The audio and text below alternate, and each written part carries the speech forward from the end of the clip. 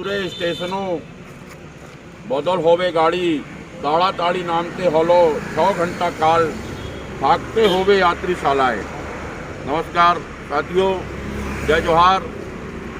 आप सोच रहे होंगे कि आज मैं बांग्ला भाषा में क्या बोल रहा हूँ।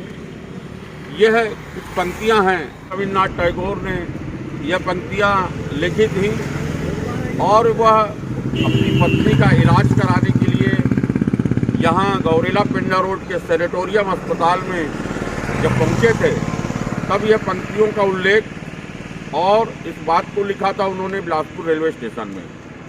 साथियों, आप जैसा कि देख रहे हैं मेरे पीछे, यहाँ पर रविन्द्र चिकित्सा परिसर पिंडा रोड लिखा हुआ है। यह पूरा परिसर दिखाना चाहूँगा आपको।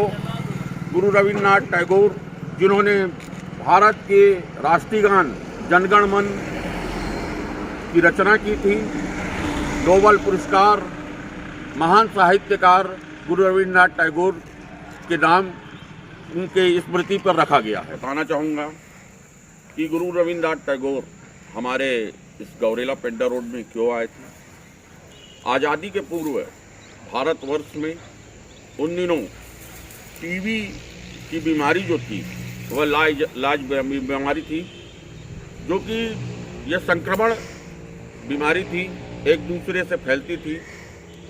और उन दिनों ब्रिटिश काल में इन बीमारियों का इलाज के लिए सैनिटोरियम बनाए गए थे, जो कि भारतवर्ष में कुल 3 सैनिटोरियम हुआ करते थे, जिनमें से एक शिमला, एक पुडुचेरी और एक पिंडा रोड गौरेला में हुआ करता था। वो उस बीमारी से उनकी पत्नी मृणालिनी देवी टीबी से ग्रसित थी, जिनके इलाज के लिए गुरुदेव रविन्द्रनाथ टैगोर उनको लेकर यहाँ आए थे। आपको दिखाना चाहूँगा कि यहाँ पर घने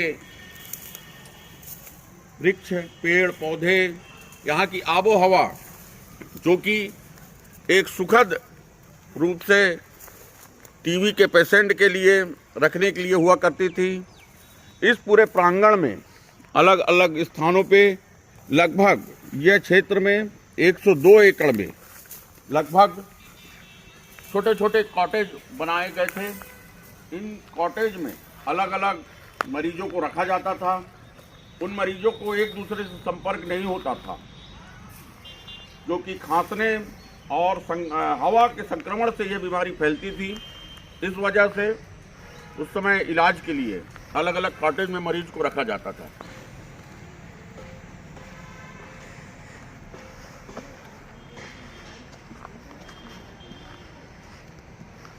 यह पुराना भवन सैनिटोरियम अस्पताल का, जहां पर टीबी के मरीजों का विशेष इलाज किया जाता था। लाइलाज बीमारी से मृणालिनी देवी बीनू ग्रसित थी और उनके इलाज में लगभग यहाँ 6 महीना उनको यहाँ पर रखा गया था, लेकिन स्वास्थ्य में उनका सुधार नहीं हुआ।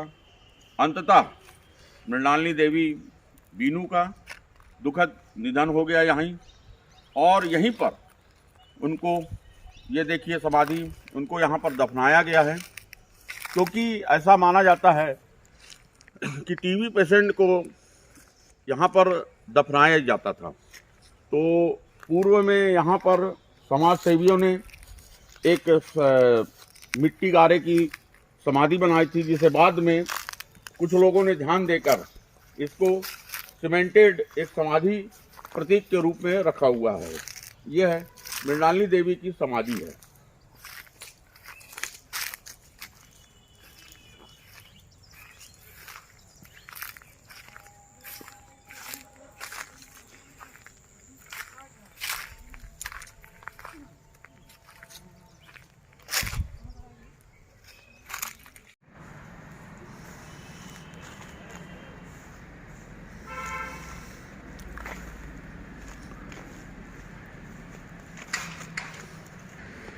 मृणालिनी देवी बीनू के इलाज के दौरान 6 महीना जब गुरुदेव इस क्षेत्र में यहाँ पर सैनिटोरियम में रहे, तो इसी वृक्ष के नीचे वो बैठकर अधिकांश अपनी कविताओं की रचना किया करते थे।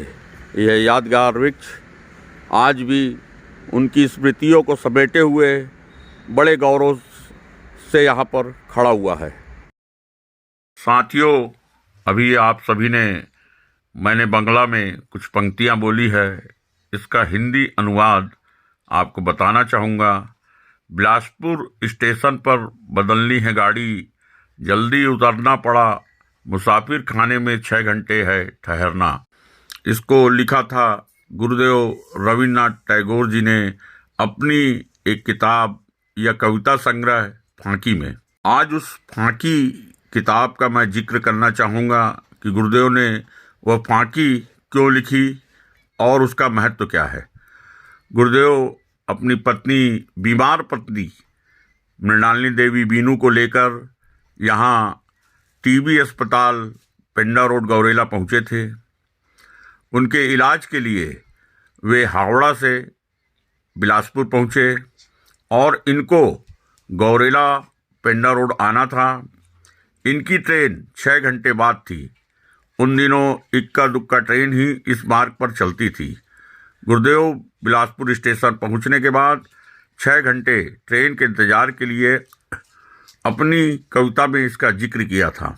जब वे बिलासपुर पहुंचे, अपनी बीमार पत्नी बीनू के साथ स्टेशन के मुसाफिर खाने में ट्रेन आने का इंतजार कर रहे थे, तो तभी बीमार बीनू की नज़र वहीं पर साफ सफाई झाड़ू लगा रही एक महिला पर पड़ी। बीनू ने गुरुदेव को इशारा करते हुए उस महिला को अपने पास बुलवाया। महिला के पास आने पर बीनू ने पूछा कि तुम्हारा नाम क्या है, तो उस महिला ने अपना नाम रुक्मणी बताया।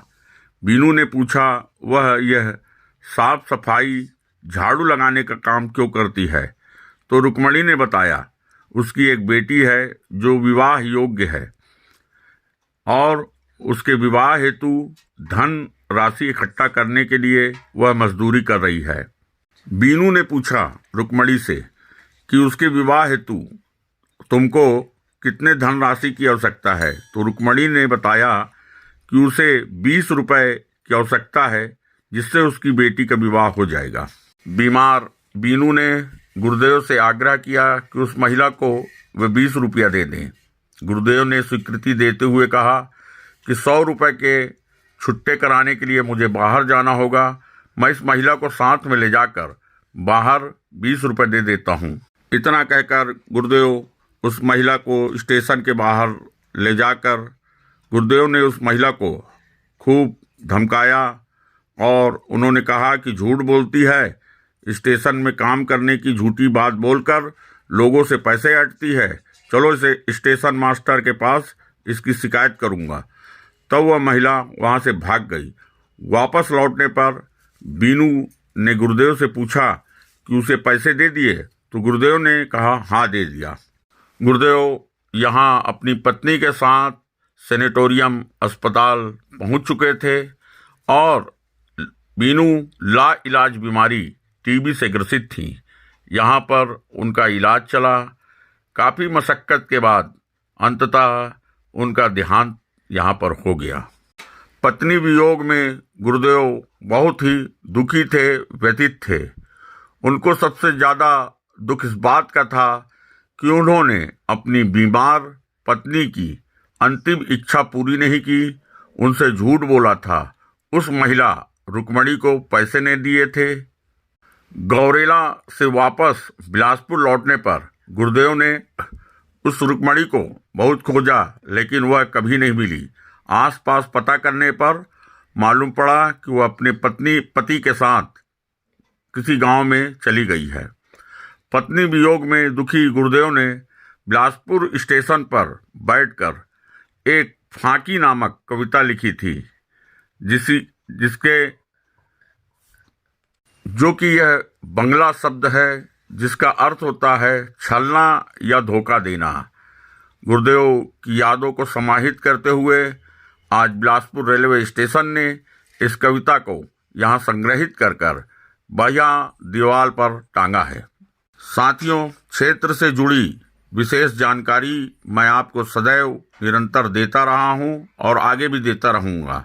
आपसे निवेदन है, मेरे चैनल को सब्सक्राइब करें, शेयर करें, लाइक करें और कमेंट कर कर मेरा हौसला अफजाई करें। का इलाज हुआ करता था तो मरीज और उनके परिजन एक ही माहौल में रह के उकता जाते थे, जिसकी वजह से यहाँ पर एक साधु हाल का निर्माण किया गया था, जिसमें एक प्रोजेक्टर लगाकर उस ज़माने में पिक्चरें दिखाई जाती थी।